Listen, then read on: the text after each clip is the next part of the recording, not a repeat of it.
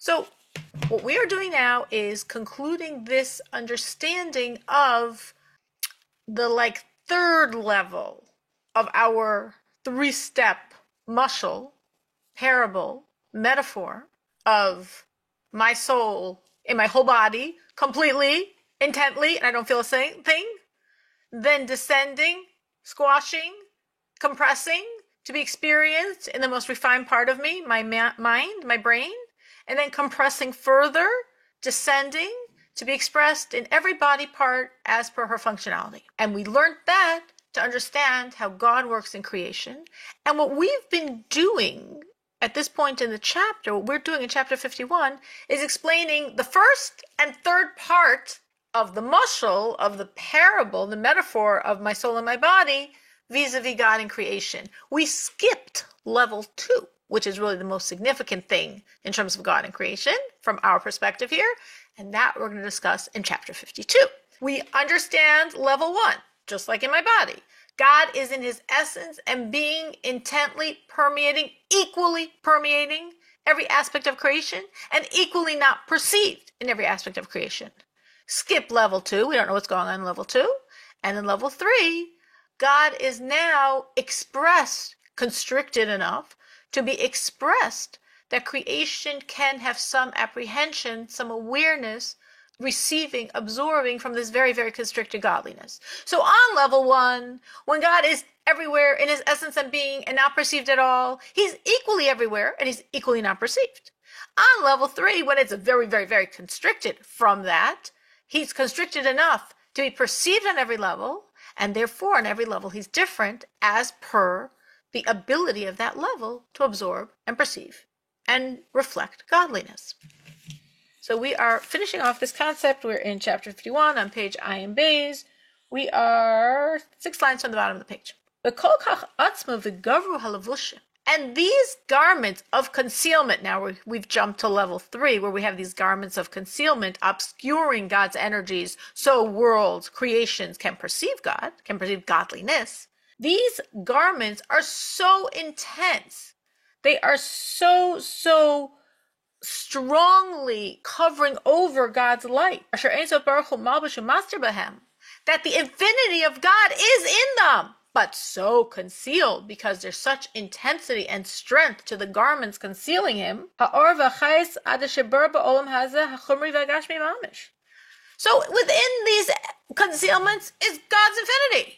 And they're so compressed, they're so constricted, they're so muffled and hidden by the garments encasing them, that from this infinite light of God, as it trickles through all the garments, we can create literal physicality. And within physicality, we can create the inanimate of our world. As the Rebbe is emphasizing by the word choice here, hachumri, hagashmi, mamish, the most physical of all physical in our physical reality. Meaning in our physical world, we have man, we have the Jew, and then we have man, and then we have animals and plants. And even in animals and even in plants, there's growth, that's a certain type of movement, there's life, plant lives, a plant dies. So there's something of a more spiritual nature. But then you get to the bottom of that ecological cycle, to inanimate, a clod of earth. We don't see any life in it. We don't see any movement in it. We don't see any intelligence in it. We don't see any growth in it. We don't see it living. We don't see it dying. It's inanimate. Piece of plastic. Even there, in that most inanimate, not having life of our physical world, which in general is a complete aberration. How to work with physicality anyway? How could from God come physicality? That's the big question mark. We take it as normal. But for everything else of creation besides us, it's a huge question mark. It's all implausible, unbelievable, inexplicable that from God's energy could create anything physical like us. We're very physical beings. How could how could our matter be God? Which is what our matter is. But the lower you get on the ecological development, when you get to the point where we don't see life at all, like inanimate, and there too, obscured, even more intently obscured than with us, but it's the infinite light of God. How do we know? Because it exists. For it to be The infinity of God has to be in it. Otherwise, it can't be. The same way the highest, greatest angel is because godliness is inside. The same way this cell phone, this pen, this clod of earth is because godliness is inside. So the fact that it is proves the godliness inside of it, animating it to be. But the lower you are, the more wow it is, so to speak. The greater the wow, the greater the shock, the greater the surprise, how incredulous it is that in this is God's energy. And it is, because otherwise it can't be. So again, on our level 1 of our 3 levels, God's essence and being is everywhere and not experienced at all. We skipped number 2. And on our 3rd level, that essence and being energy has become like godliness, the light of that essence and being, which is a tremendous minimization already. It's not God's essence and being. It's the light of God's essence and being, which then gets muffled and muffled and muffled. How muffled does it get? Depends on the level. The more refined the level, the less muffled. It can handle more. The less refined the level, the more muffled. And then you go through all these levels and levels of spirituality, lower and lower and lower. And then you get to the craziest thing in all of creation, our physical reality. And then you get to the lowest things in our physical reality, inanimate. And in that inanimate is God's energy completely. And actually, it has more energy of God than anything else. In truth, our physical world, now again, I know I say this and it might just seem like words, because we're entrenched in physicality. So it's hard for us to think of physicality as an aberration. So you have to sort of buy into a Hasidic perspective, think of it not from us like looking around, but from God's end looking down, and not just God, but all the spiritual celestial beings.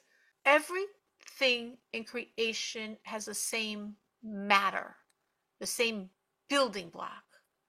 The molecular structure of all creation is God energy. That's all there is God energy. So for God energy to produce malachim, angels, that makes sense. For God energy to produce souls, that makes sense. For God energy to produce celestial chambers and worlds and varying levels of Gan Eden, Garden of Edens, that also makes sense. For God energy to make a pencil, that makes no sense. How could God energy make a pencil? So actually, the secret is, it can't. It can't. Absolutely can't. No way. No way could godliness make a pencil. Godliness can't make a pencil. Pencils don't come from godliness. So here you have God's energy, that all of the myriads of worlds way beyond Tohu. And then you have the world of Tohu, and then you have Tikkun, and Atzilus, and Bria, and Yitzir, and so you have all these spiritual dimensions, and the godliness is getting more and more muffled, and less is trickling out, because as per the capacity of that will to receive, and less, and less, and less, and less, and less, and less, and less, and less. And you get to the very bottom of the lowest spiritual reality, what we call Asiya, the spiritual dimension of Asiya, the world of descent, the lowest possible spiritual reality. And then, bam, you get something that makes no sense. You get physicality. You get a Milky Way galaxy. You get a planet Earth. You get clogs of earth and plastic and pencils. You get grass, flowers, trees. You get fish and birds and lions and tigers. You get humans. You get Jews. World of physicality. That makes no sense.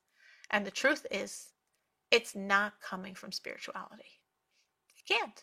Spirituality cannot produce pencils. It can produce other spiritual beings. It has no connection to produce a pencil. It's too much of a, people don't give birth to grasshoppers. There's no connection. And that has a greater connection than godliness producing pencils as a person giving birth to a grasshopper. As insane and preposterous and abnormal as that sounds, there's more of a connection there than godliness producing pencils. So what happened? What happened was God himself is invested in our physical reality. God himself is not directly vivifying all of the spiritual worlds. There is God himself in them, as we're explaining. That level 1 is God himself in his essence and being. But that level, they don't perceive, they don't relate to, none of us do. no connection, no communication, no transfer, blockage, obstruction. Can't read it at all. Remember, like we said, lots of sounds we don't hear, lots of things we don't see, lots of smells we don't smell. We can't read them. They don't exist for us. So the fact that God's essence and being is in all of creation, creation can't read it.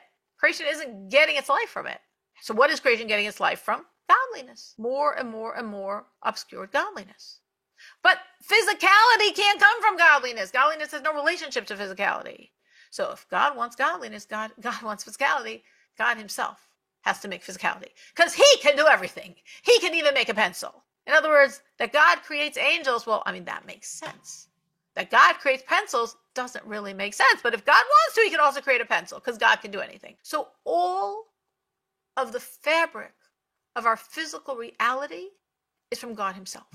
Because only God himself can create physical. Within our physical reality, the more physical it is, the more it has to be literally God himself. Meaning within God himself, there's also levels. And what has the most God himself? The pencil, the plastic, the clod of earth, the inanimate.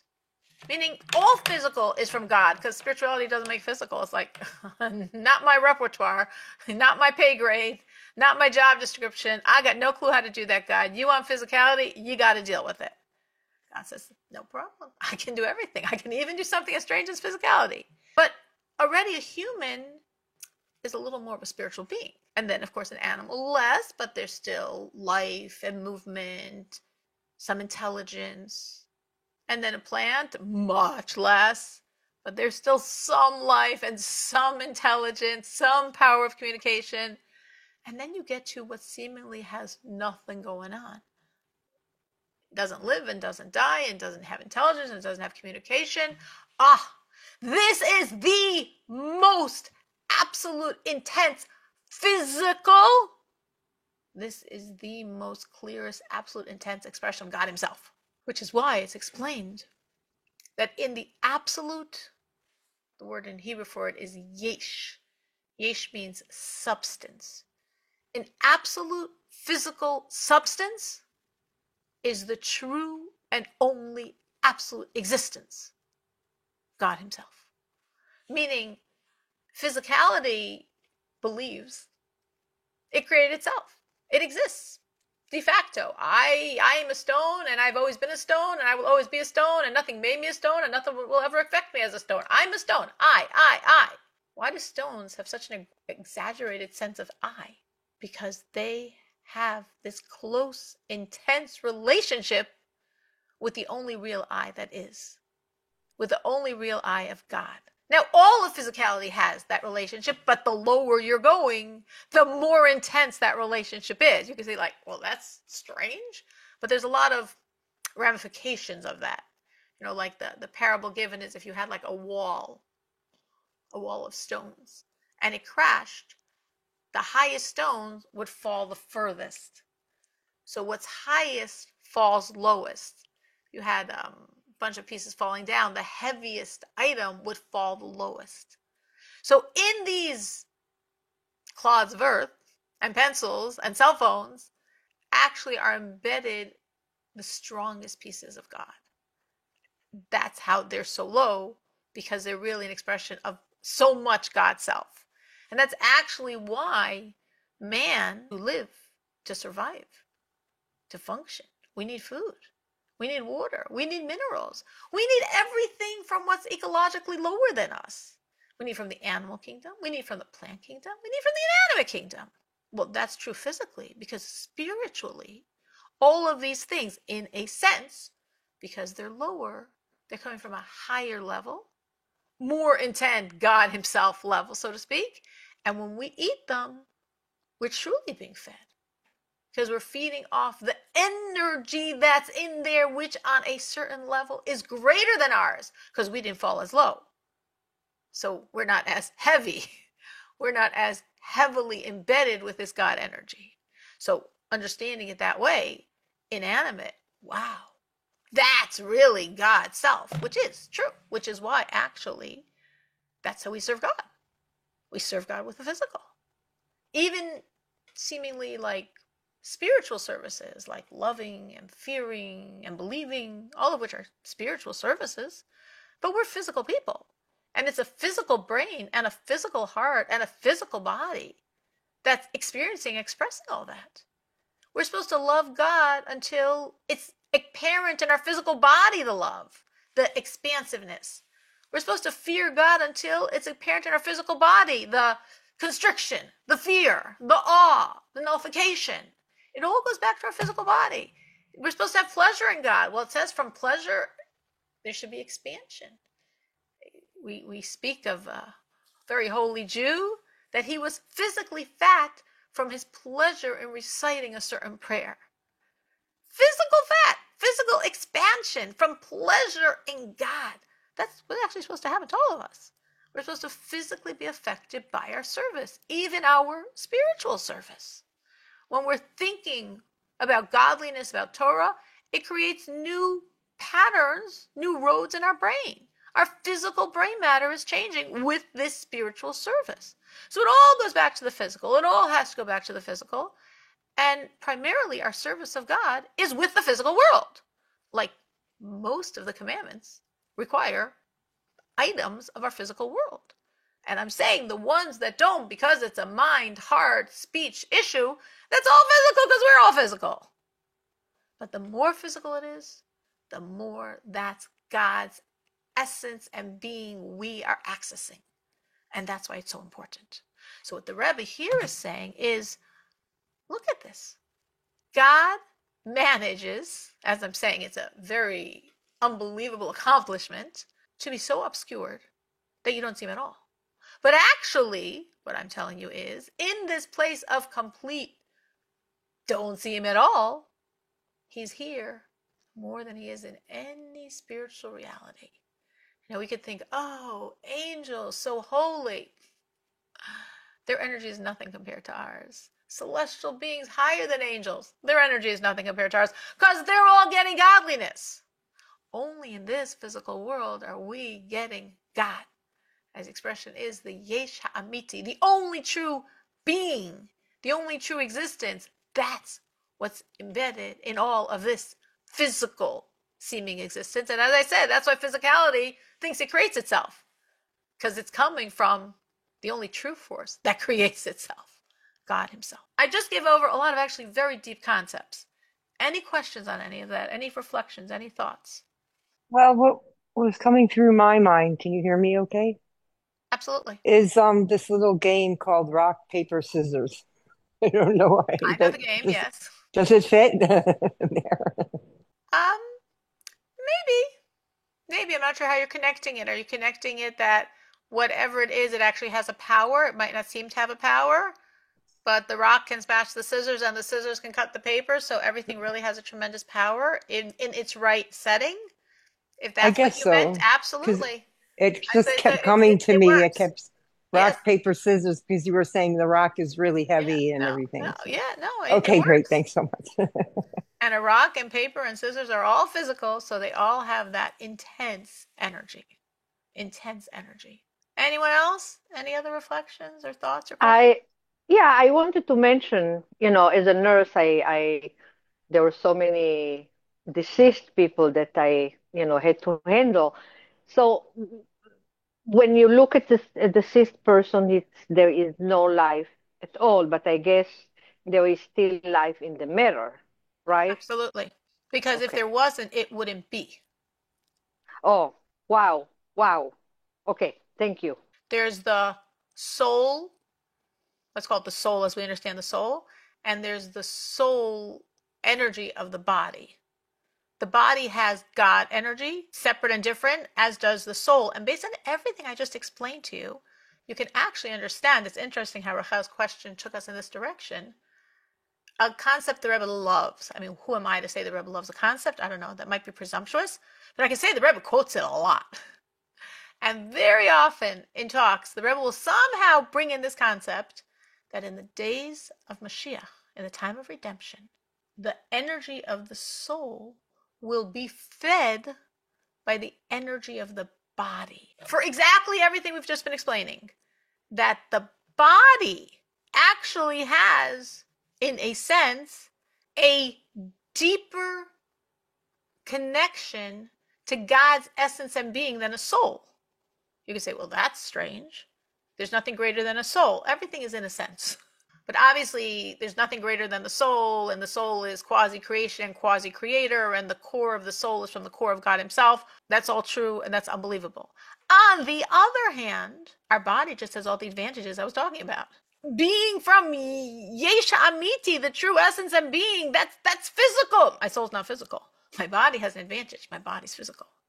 So all of the special God himself energy is in that body. Now, the body of a Jew has even more energy than anything else in the physical world. Really, it's interesting that Rachel gave that example. It's very interesting because there's nothing that has more of God in it, in our physical reality, than the body of a Jew, specifically of a Jew. Of course, all bodies have this advantage of being physical and therefore being from God's being himself. But the body of the Jew has an additional overlay of God's essence and being as nothing else in creation does, because God chose our bodies. By the giving of the Torah some 3,300 plus years ago, God chose us. What did he choose? He didn't choose our souls. Our souls are his. There's nothing to choose there. God chose our bodies because the body of a Jew could look like anyone else's body. And that's the concept of choice. So God chose the body of the Jew, which means, what is choice? Choice comes from your deepest self. So choice comes from God's deepest self. So our bodies have a tremendous advantage over our souls because our bodies are physical, and all the advantages are the same are physical.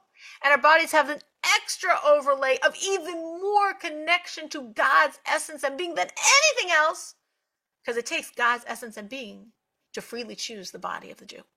So someone just asked me, does this concept apply to a dead body, which is what Rachel was talking about? And I said, absolutely.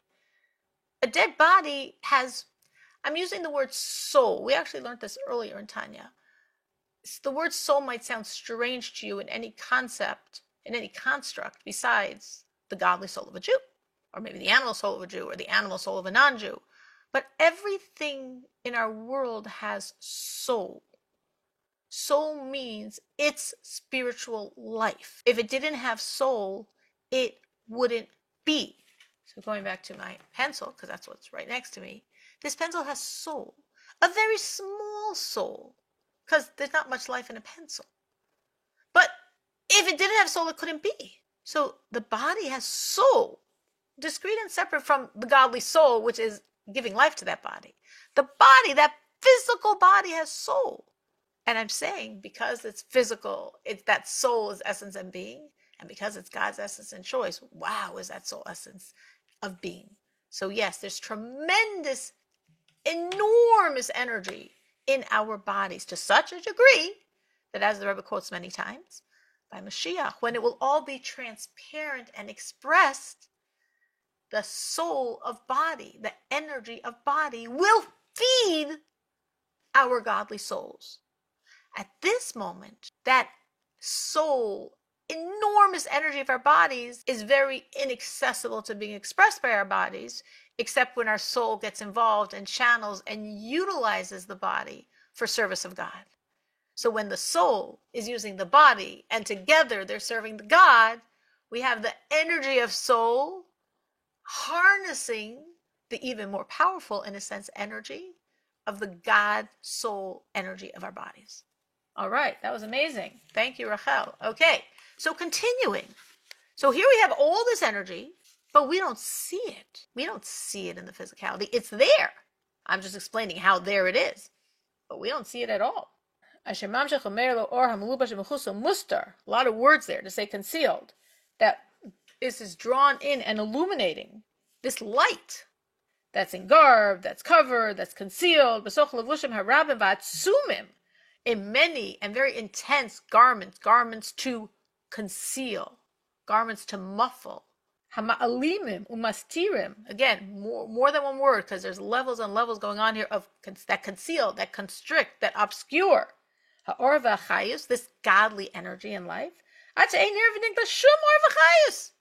don't see any light, you don't see any vitality. You look at a pen, you don't see God energy. It's there incredibly. This is exactly what I was talking about. The same way the stone says, I create myself, the pen says I create myself, because it's a piece of plastic. So in it is so much of the true essence of God. And therefore it feels it really exists. No, this is an illusion. This is a creation. This didn't create itself. But it thinks that way because it comes from the true essence and being of God himself. So I don't see, it can't emit any expression of that God energy inside of it. But there's enormous God energy inside of it. Now, when I take the pen, and I use it to write in a way that facilitates serving God, I'm accessing the energy that's embedded here that's so high, but it can't help itself. It's a pen. It can't channel that energy. It can't express that energy. It can't even use that energy to connect to God. It can do nothing. It's helpless. But when a Jew gets involved and uses the pen in serving God, you're writing your Shabbos or Yontif or making food to feed your family shopping list. So you're channeling and accessing this intense energy, and you can give it back up to God. So that's what I'm saying. It's the same way we as human beings need all the lower stratas because they have an energy we don't have. But only we can access that energy from the lower stratas. They can't do a thing. They've got it all and they can't do a thing. The pen can't do a thing, but it has so much energy. When I use it for God, I'm accessing and freeing and expressing, channeling that energy. So these things are so concealed, so constricted, so like blocked. So no vitality, no light. There's no life in a pen. There's no death in a pen. There's no movement in a pen. There's no intelligence in a pen. There's nothing that shows me it has any life going on at all. It seems completely substance, matter, physical, like nothing. Venerim mesim. They seem dead. What do you mean dead? There's no life or death in a pen. Dead meaning has no life. There's a lot of walking dead going on. A lot of things that appear dead, appear lifeless. God is life. The more connected to God, the more alive. The further from God, the more the living dead. I'll mention here, because it's very appropriate, being that there's a Tanya class, Leva Bunin Alaha Shalom, who hosted our Tanya class for many years, in the good days when she was here to host and when we were able to meet in person.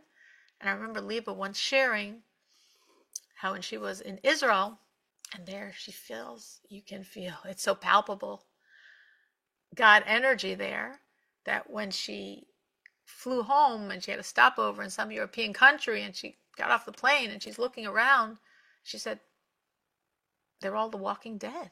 They look human, they look alive, but there's no life. They're just walking dead.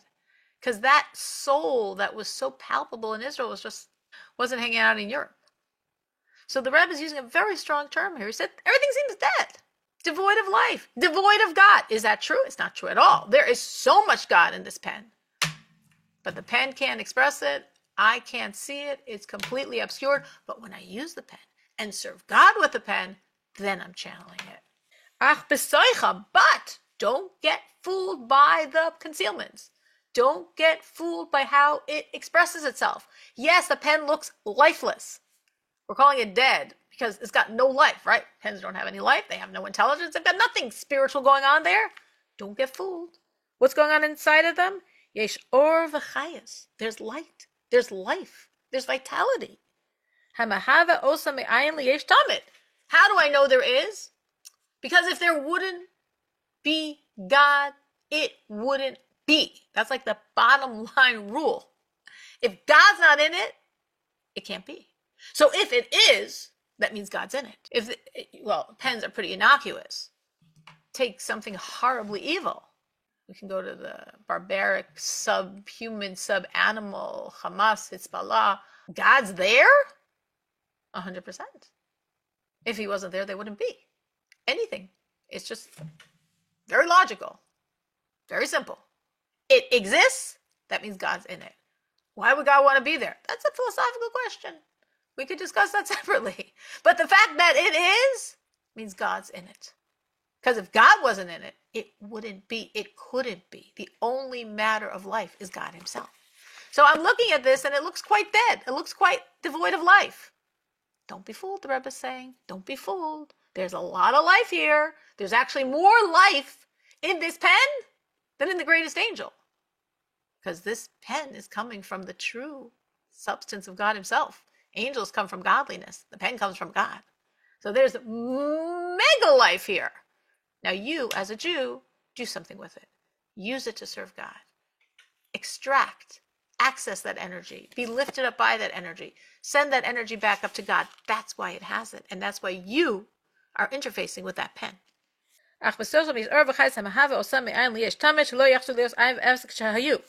Within all of the physical that seems absolutely dead is God's light. Because if it wouldn't, they would cease to exist. They would revert to nothingness. I always think of the concept of a volleyball game. Don't ask me why I always think of a volleyball game. Because in the volleyball game, you're hitting the ball, and the ball is flying in the air. It could fall, but if you're going to hit the ball again, it's going to fly over that net, and then you're going to hit it again, and you're going to hit it again until someone messes up and it falls. But if you're standing from a distance, all you see is that ball flying. Now, balls don't fly. Well, how's the ball flying? Because someone keeps hitting it. Someone keeps punching it. Someone keeps it up in the air. And if someone stopped giving it that whack, it would fall. Balls don't fly. That's our world. Physicality can't exist. It doesn't make any sense. Nothing in our world makes any sense. Time doesn't make sense. Space doesn't make sense. None of it makes any sense. So God keeps giving us his life. And that's how we exist. And that is how the Rebbe says, I know that in this very dead, lifeless pen, there's a lot of God energy. Because if there wasn't, it would be nothingness. Balls don't fly, pens can't exist. If it exists, God's again giving it his essence and being. Which of course goes back to the concept of how God is constantly recreating everything. He doesn't have to destroy the world. He just has to stop recreating it and it would cease to exist. Why does he have to keep recreating it? Because it's an anomaly. It shouldn't be. So you have to keep giving it that whack of life, that words of life, for it to stay in this state of shouldn't be, but is. And this light that's so constricted and concealed and within garments that I don't see it at all, is literally from the essence and being of God. But it's in many, many, many garments, and that's why we don't see godliness shining through the pens. We will by Mashiach. By Mashiach, everywhere we look, we will see godliness. Overwhelming, beautiful. Imagine everywhere you look. You're looking, you see the physical, and you see God's energy streaming through it. But we don't see that now. But it's there. Otherwise it wouldn't be. And as it's written in the Eitz Chaim is the writings of Reb Chaim Vital, the primary student of the Arizal HaKadosh. So it's the teachings of the Arizal, who we view as the second greatest Kabbalist of all times, as recorded by his disciple Reb Chaim Vital in a number of works, including this one, the Eitz Chaim, She'or v'chayis kador ha'aretz ha'chumri, that the light, the vitality of the planet, right? We're talking about inanimate here. The planet, the physical planet, the earth, hanir le'nei basar, that what our eyes see as just not even, as I'm saying, a plant, not even an animal. We're talking about earth. Humi malchus de malchus dasia. Okay. Well, it's from a godliness that went all the way down. Now, what the Rebbe here is talking about is actually on a different level than I was saying before, and the two work together. On one level, everything in the physical reality, specifically because it's physical, has to come from God himself. The Alter Rebbe explains these concepts at length in Maimarim and Hasidic discourses. Here, the Rebbe is saying, which is, of course, also true, there's a synergy here of the godliness as it flows through all the levels, and of course, God himself, because otherwise this wouldn't be it at all. But even when we're looking at the level of godliness, the Rebbe is going to say to us, well, this is the lowest thing there could be. I mean, this is physicality, which of course we now realize is also the highest thing it could be. It is absolutely the lowest, and it is absolutely the highest. But looking at it as the lowest, trying to keep our brains a little simple here, We have the godliness that flowed and went lower and constricted and concealed and far-fetched and minimized and obscured and concealed and more minimized and more, till it gets to the lowest thing possible, this physical reality. Spiritually speaking, the energy is all coming from God himself. It's coming from godliness, not God. We, of course, we know directly are from God, but all of creation is from godliness, flowing from the light of God's infinity. Not God himself, but his light. We call it the Ein Sof, the infinite light of God.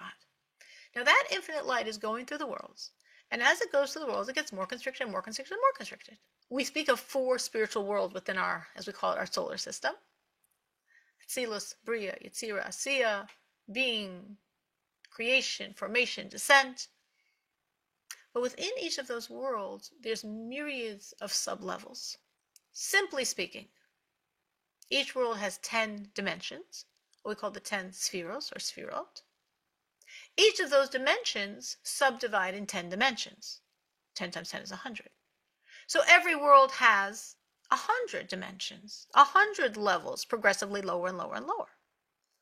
Within each of those 100, they subdivide into 3. So it's now no longer 100 dimensions, it's 300 dimensions, lower and lower and lower and lower and lower, from number 1 all the way down to number 300. And each of those 300 subdivide into another 3 dimensions. So now it's 3 times 300, which means 900. So every spiritual world within the 4 worlds that we're connected to have 900 levels.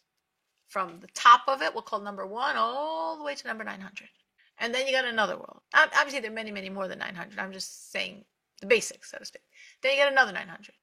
Then you get another 900. Then you get another 900, right? The 4 spiritual worlds, till you come to us. So what is the spiritual energy that's within us? Besides the fact that's within us is God himself. Well, from the lowest of all of these 3,600 levels, 900 and 900 and 900 and 900. So I have 4 sets of 900. I have 3,600 levels, and the godliness got more and more and more and more and more and more and more and more minimized. So that godly energy is very minimized in this physical world. But the Rebbe says, you know what's within that very minimized godliness? The higher godliness. And within that, the higher godliness. And within that, the higher godliness. And to get all the way back to the highest level of the highest world, in which is the energy of God himself. Now, this is true on all points of creation. This is not uniquely true for our physical world. What I'm saying before, that nothing can create physicality, so you need God himself.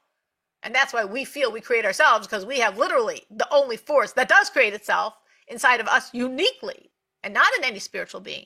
That's unique to our physical state. But what I'm saying now is actually true on any level of the spiritual realities.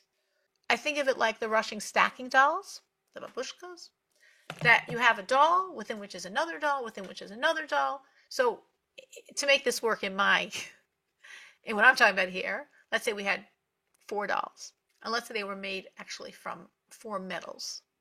So what's on the surface, the largest doll, is made from the cheapest metal. It's made from tin.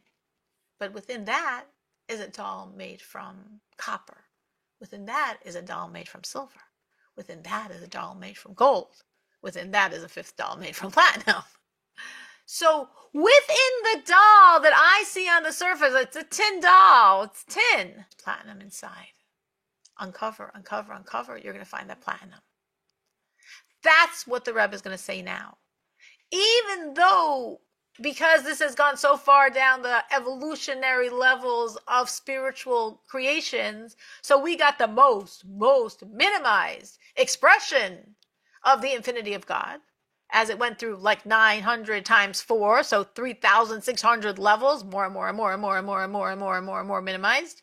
But within that minimization is a higher energy. Within that is a higher energy. Within that is a higher energy. Technically,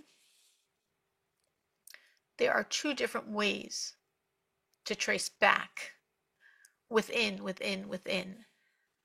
that's getting a little more technical. Let's read this and then I'll explain. So it said in the Eitz Chaim, again, the writings of Reb Chaim Vital, giving over, teaching us the teachings of the Arizal HaKadosh, Rabbi Yitzchak Luria, probably the second greatest Kabbalist of all times. She'or v'chayes kadoras hachomri haner le'nei basar humi malchus de malchus ta'asiyah. So the light, the vitality of this physical planet, well, I don't really see any light or vitality in it. It exists, but I don't think of it having light or vitality. Well, as we said, if it exists, there is, because otherwise it wouldn't be, is from a spiritual dimension called Malchus of Asiya. Which means, again, when we say Malchus of Asiya, I'm expressing it as 900 levels. If you say Malchus of Asiya, you're giving yourself 100 levels, but within that it subdivides into many more. But it's the lowest level in the lowest world. Ubesaycha. But within that lowest level, Malchus Yitzira v'chulei, is the Malchus of the world that preceded it, the higher world, the world of Yitzira, the world of formation, etc. And within that is the Malchus of Bria, the world of creation. And within that is the Malchus of Atzilus, the highest of these four worlds, the worlds of being. And within that is Chachma, the seminal wisdom of Atzilus. Within that is the infinity of God himself. And therefore, even though now it's that lowest tin doll, that constricted by 3,600 levels energy, within, I've got that first primordial energy from the infinity of God himself. Betoch kulan, within all of them, Esther Sirius Datzilos is the energies, the levels, the 10 levels of that highest world, the world of Atzilus, the world of being, Hamiyuchados b'matzilan ein sof baruch hu. They're absolutely one with the source, the emanation of all that, the infinite light of God's essence and being. So as I said, there are two different ways to understand how within any level of creation, we get all the way back to the infinite light of God himself. There's two ways, the way the Rebbe is saying here, and both are true, and both obviously work together. Our physical world comes from the lowest level of the lowest level of the lowest world, which, again, just to say simply, we're calling Malchus of Asiya. There are 10 levels on each world, 10 spheros, as we have 10 levels in our soul, mirroring those 10 levels. I said each of the 10 subdivide into 10. I think of it like a palace. Each of the four worlds is 4 palaces. In each palace, there are 10 floors. In each floor, there are 10 rooms. Of course, it subdivides further. In each room, there are 3 tables. And on each table, there are 3 chairs. We're from the lowest chair of the lowest table of the last room of the bottom floor in the lowest palace. But here in Eitz Chaim, in this place, we don't go into all those details. So we're just simply saying we're from the last room of the last floor of the lowest palace. The lowest palace of the 4 palaces, the world of Asiya, the world of descent. One more time. Sure. My whole mushal of the palaces or just the nimshal? The muscle of the palaces. Okay. I made it up, so no responsibility if it doesn't work perfectly in your head. But my vision, this is one of 2 Mishalim I think of, but for this purpose, I think this is clearer. I envision 10 palaces, 10 mansions, the 4 spiritual worlds, Atzilus, Bria, Yitzira, Asiya, being, creation, formation, descent. Each palace, each world, has 10 stories, right? Our houses have 2 or 3, however you count them. This has 10. The highest floor, the suite, is the highest level. The lowest is the lowest. So the 10 levels, are the 10 floors. So each palace has 10 floors, because each palace has those 10 spheres, those 10 levels. Each level subdivides into 10 levels, because each of these emanations express itself in all of the emanations, including themselves, which we mention, fast forwarding. I know in some of our heads, Passover is already around the corner, right? I mean, come on, it really is. It's crazy. And once we start Passover, we start the counting of the Omer. And if you read everything that's involved in the prayer of the counting of the Omer, we speak of refining various levels of our soul. And there we are only talking the emotional level. And we take our 7 soul powers of emotion and we subdivide them in the 7 powers of emotion. 7 times 7 is 49. Therefore, we have those 49 days. So we speak of the highest level of those 49 dimensions, chesed of chesed, kindness of kindness, the lowest, malchus of malchus. There's all 49. So in this palace, you have 10 floors, the 10 levels. Each floor has 10 rooms. How each of those 10 levels express itself in each of the 10 levels. And then, though the Rebbe is not mentioning this here, but it's explained in other places, in each room you have 3 levels, which are called highest to lowest, neshama, ruach, and nefesh. So in my metaphor, you got a gold table, a silver table, and a copper table. Each of those 3 levels, neshama, ruach, and nefesh, have 3 dimensions, neshama, ruach, and nefesh. So on the gold table, you have a gold chair, a silver chair, and a copper chair. And on the silver table, you have a gold chair, a silver chair, and a copper chair. And on the copper table, you have a gold chair, a silver chair, and a copper chair. And thus it goes on every room, in all of the rooms, on every floor of all of the 4 palaces, which is how we create, how we understand 3,600 levels. So the highest level, again, just to plug it in to the story I just told you, would be the first palace, Atzilus, being the highest floor, the top floor, which is the highest level, Chachma, seminal wisdom. The first room, so it's Chachma of Chachma, it's seminal wisdom as expressed in seminal wisdom. The gold table, Neshama of Chachma of Atzilus, and the gold chair, Neshama of Chachma of Atzilus. That's, you went to the top of the top of the top of the top. Now, the energy that gets to our world starts off there and goes all the way to the bottom of the bottom of the bottom. What's the bottom of the bottom of the bottom? Again, understanding this, the copper chair of the copper table of the last room of the lowest floor in the 4th and lowest palace, Nefesh, of Malchus, of Asiya.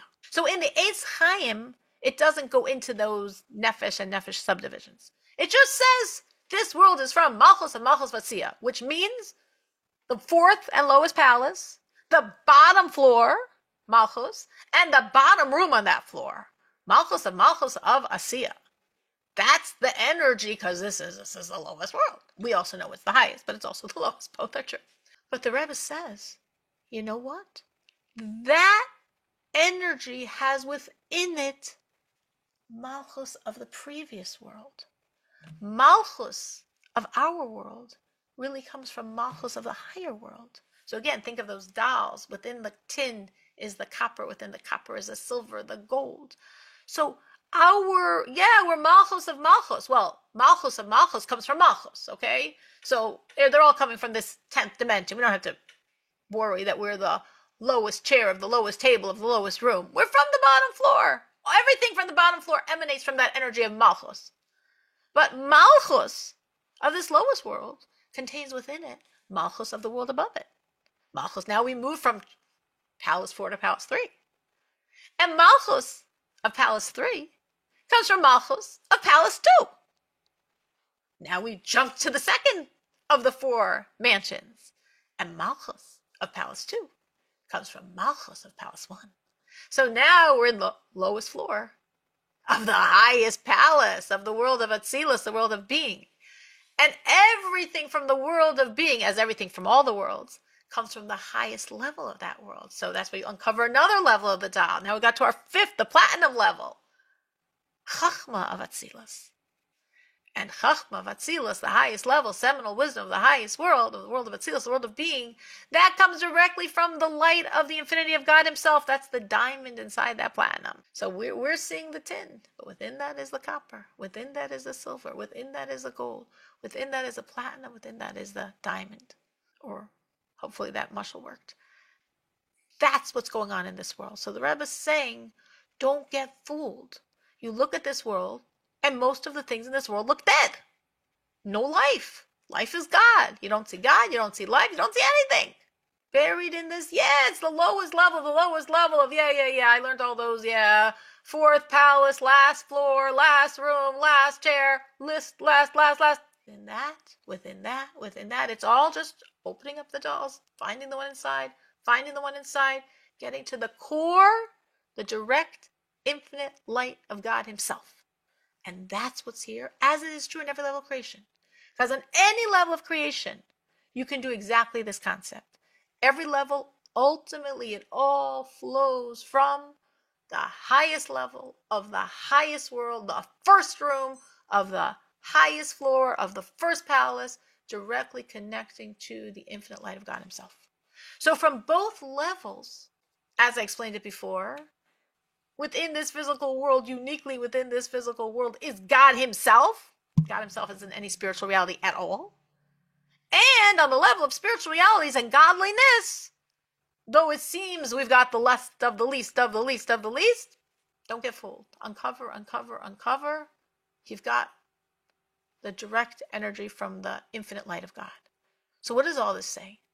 All this is saying there's a lot of power here. There's a lot of God here. But it's so concealed, it seems so dead. True. And I go back to my very dead-looking pen. Look how much I access the energy of that pen in this class, right? You use the pen. You write a note and express good wishes and love to another Jew. Write reflections and you thank you, God. Write your shopping list for the food you're going to shop and cook to feed your family, to keep a Jewish family going. Like you're using this pen for God. And then you channel the enormous energy that is in this dead-looking pen. It's so much life. We did finish the chapter, and we will end at this point. Next week, we're going to start chapter 52, and we're going to speak about, and this is so fascinating and so empowering, the middle level. Meaning, what we did in chapter 51 was 3 levels within our soul, and level 1 and level 3 of God. But we skipped, like, the heart of the matter, which is level 2, which we'll discuss, God willing, next week in chapter 52.